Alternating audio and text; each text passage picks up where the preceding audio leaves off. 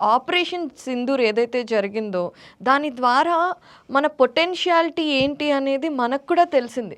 ఇప్పటి వరకు రక్షణ దళాలు ఏవైతే ఉన్నాయో వాటి గురించి మనకు తెలుసు, కానీ అవి ఎంత సమర్థతతో పనిచేస్తున్నాయి. ప్రతిసారి సమర్థవంతంగానే పనిచేసినాయి మన రక్షణ వ్యవస్థ, మన సైన్యం. ఇప్పటికి 3 యుద్ధాలు చేసింది, ఇది 4వ యుద్ధం. 3 యుద్ధాల్లో కూడా ఒకే ఒక్క యుద్ధంలో మన రక్షణ వ్యవస్థ ఫెయిల్ అయింది. 1962 చైనాతో జరిగినటువంటి యుద్ధంలో. దానికి కారణం కూడా నెహ్రూ అండ్ మీనన్. ఓకే, అంటే రక్షణ వ్యవస్థకు కావలసినటువంటి బడ్జెట్ తగ్గించేశారు.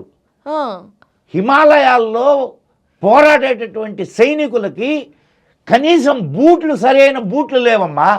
సార్ ఇది వాడు ఒక తాగుబోతు ఎదవ. మీనన్ అనేవాడు తాగుబోతు ఎదవ. మన మహమ్మద్ నెహ్రూకి అత్యంత సన్నిహితుడైన స్నేహితుడు మొహమ్మద్ నెహ్రూ. అదేలేమ్మా. ఓకే, అంటే అయ్యుండొచ్చు.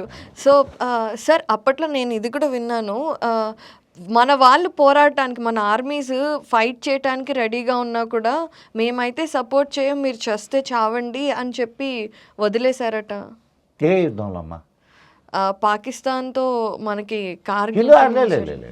ప్రతిసారి మన వాళ్ళకు పూర్తి సపోర్ట్ ఇచ్చారు, కానీ ప్రయోజనం లేని యుద్ధాలు చేసాం మనం.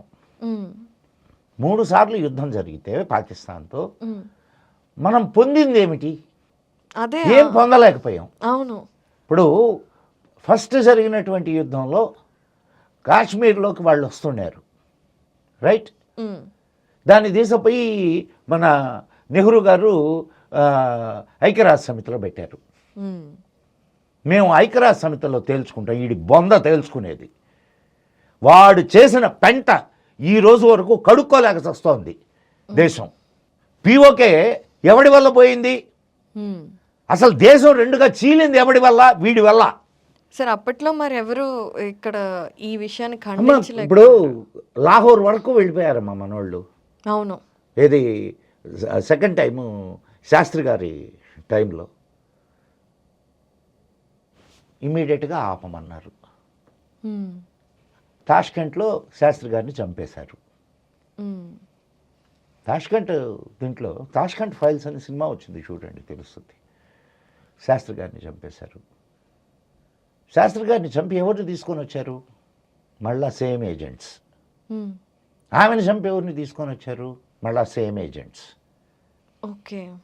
నీ దేశాన్ని 2014 వరకు మధ్యలో కొంత సమయం తప్ప నువ్వు పరిపాలించుకోలేదు. మనం ప్రజాస్వామ్యం అని చెప్పి సంగలు గుద్దుకుంటాం. నిన్ను పరిపాలించింది డీప్ స్టేట్. ఓకే. వాళ్ళు నిర్ణయిస్తారు నీ దేశంలో ఎవడు ప్రధానిగా ఉండాలో. ఇది చాలా ఆశ్చర్యంగా ఉంది కదా నీకు? అవును. సరే, నీకు ఒక మంచి మన్మోహన్ సింగ్ ఈ దేశానికి ప్రధాని అవుతాడు అని చెప్పి ఎవరైనా అనుకున్నారా? లేదు సార్. కానీ మన్మోహన్ సింగ్ ఈ దేశానికి కాబోయే ప్రధాని అని 6 నెలల ముందు ఇంగ్లాండ్లో ఉండే ఒక టాబ్లాయిడ్ పబ్లిష్ చేసింది. ఓకే. మరి దీన్ని ఏమంటావు? He's going to be the prime minister of India. చాలా వియర్డ్గా ఉంది ఇది. చూడండి, అధ్యయనం చేస్తే తెలుస్తుంది. నేను ప్రూఫ్ లేకుండా మాట్లాడను.